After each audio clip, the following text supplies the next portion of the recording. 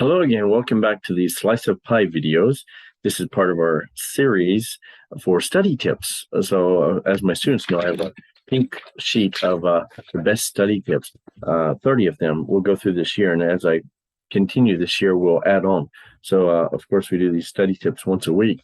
Today is study tip number 11, but hopefully you watched the last one, study tip number 10, walking before an exam. So why you should walk before a test or a big test or big quiz. And the one before that was, of course, never arrive early. Why you should never arrive early.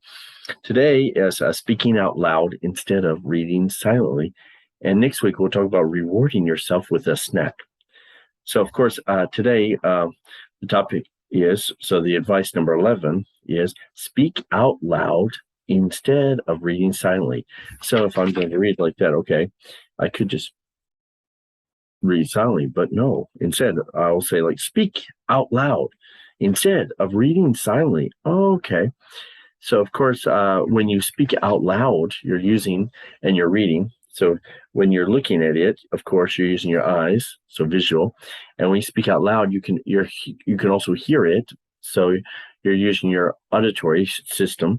And then, of course, kinesthetic, if you touch something. We'll talk about that later in skill, let me see, number 17. So 6 more skills later, we'll talk about the audio, visual, and kinesthetic points of this. But for today, on target is exactly speak out loud. You can see some recent research kind of. Here is out of Waterloo, the top part here I put. I'll link all these in the show notes for here. But of course, study finds reading information aloud to yourself improves memory. That's why I'm reading it now. You are more likely to remember something. Sorry, let me change here. Here we go. So I'll just show you where I am.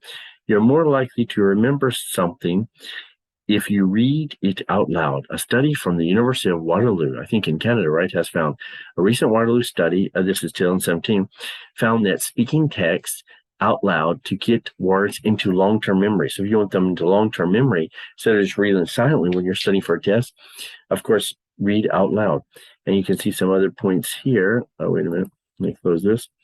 So from this Dr. Beffa, neuropsychologist, she also mentions about cognitive. Not only is talking to yourself out loud perfectly normal, it is beneficial in many ways.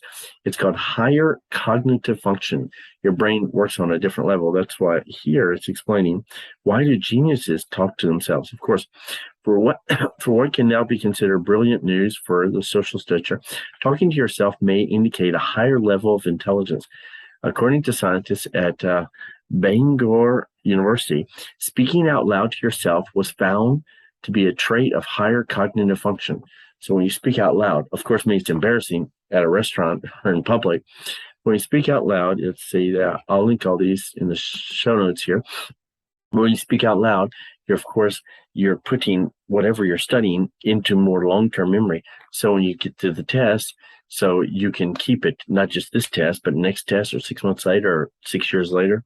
Okay, so I hope that was helpful to you today. Of course, please come next time with rewarding yourself with a snack we're going to talk about.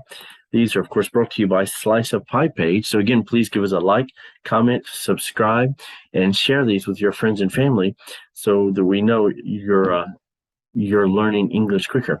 Thank you very much. And until next time, where we learn about rewarding yourself with a snack.